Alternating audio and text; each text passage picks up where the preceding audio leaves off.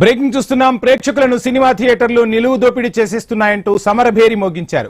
ఆ థియేటర్లపై చర్యలు తీసుకోవాలని హైదరాబాద్ లో సంతకాల సేకరణ చేపట్టారు. ప్రోగ్రెసివ్ యూత్ లీగ్ ఆధ్వర్యంలో ఈ వినూత్న కార్యక్రమం జరిగింది.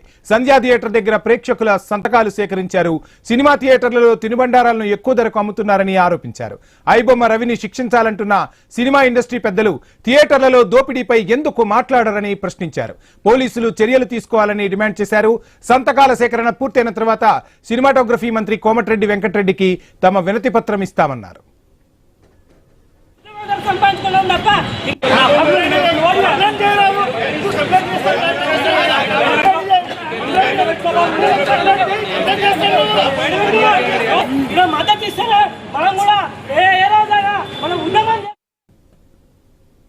థియేటర్లో సామాన్య ప్రజలు చూడలేని పరిస్థితుల్లో థియేటర్లలో అధిక ధరలు వసూలు చేస్తూ ఉన్నారు.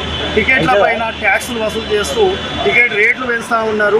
ఒకవైపు పేదలు సినిమా చూడలేని పరిస్థితి విధంగా పాప్కార్న్ రేట్లు కూడా తినుబండరాల పైన పాప్కార్న్, సమోసా, కూల్ డ్రింక్ల పైన ఒక 30 రూపాయలు ఉన్నది రేటు 300కి ఇస్తూ ఉన్నారు.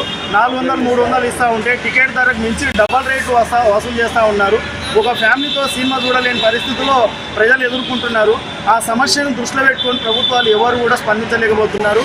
మా ప్రజా సంఘము, మా యూత్ ఆర్గనైజేషన్ నుంచి ప్రజా సమస్యల నుంచి మేము వాళ్ళకు అండగా నిలుస్తూ వాళ్ళ తరపు నుంచి మేము ప్రశ్నిస్తూ ఉన్నాము. తెలంగాణ నగరంలో ఒకవైపు పెద్ద ఎత్తున సినీ రంగంపై చర్చలు నడుస్తున్న విషయం తెలిసిందే.